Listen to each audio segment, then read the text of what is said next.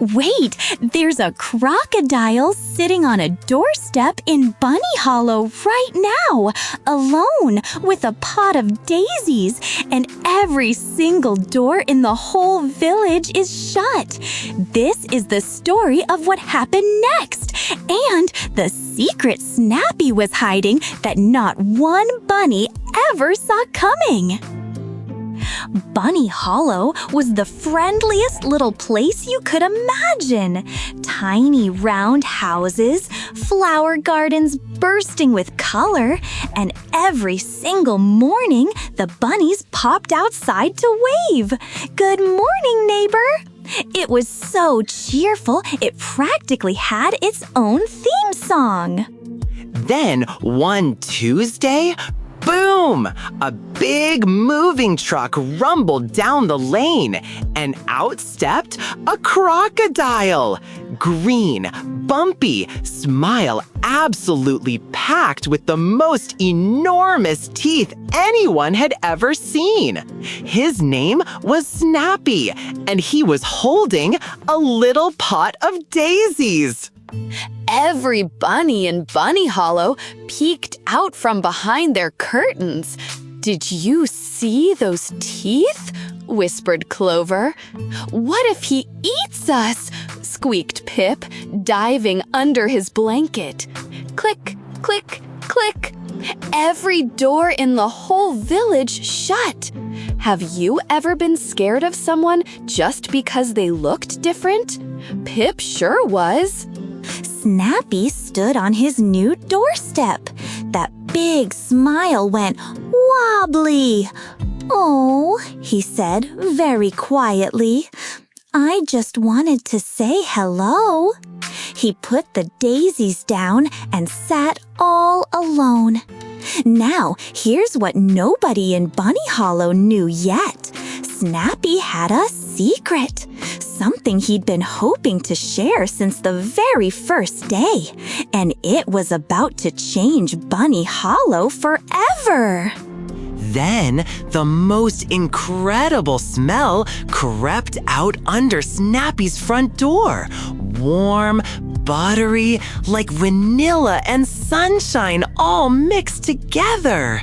Clover's nose twitched. Her feet moved before her brain even had a chance to argue. She was halfway across the path before she noticed. Through the window, Snappy, in a tiny striped apron, humming to himself, lifting star-shaped cookies off a tray, every single one dusted with rainbow sprinkles. He spotted Clover and lit up like a lantern. "Oh, hello! I made extras. I was so hoping someone would share them with me." Clover took one tiny nibble. Her eyes went enormous.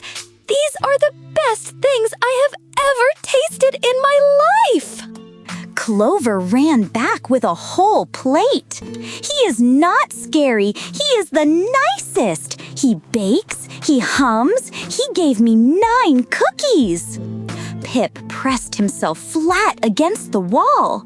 "But those teeth, Clover!" She held a cookie right under his nose.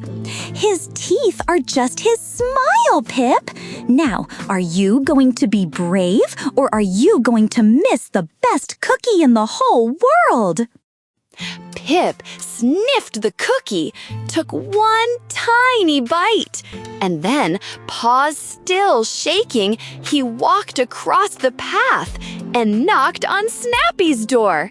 That single knock was the bravest thing Pip had ever done in his life, and it was about to pay off in a way he never expected. Snappy opened the door, and his whole face lit up like a birthday cake. He brought out a big, worn recipe book and held it gently. "I'm a baking teacher, you see. I moved to Bunny Hollow because it seemed like the kindest place in the whole wide world." His voice got very soft. "I just really hoped someone would let me in." That was the secret. Snappy hadn't come to scare anyone. He came to teach. Pip called every bunny in Bunny Hollow. One by one, they knocked on Snappy's door. The tiny house got very full, very fast. Cookies everywhere, flour on every nose. Snappy taught them all a new recipe, and Pip, the most scared bunny in the entire village, turned out to be the best cookie roller in the whole class.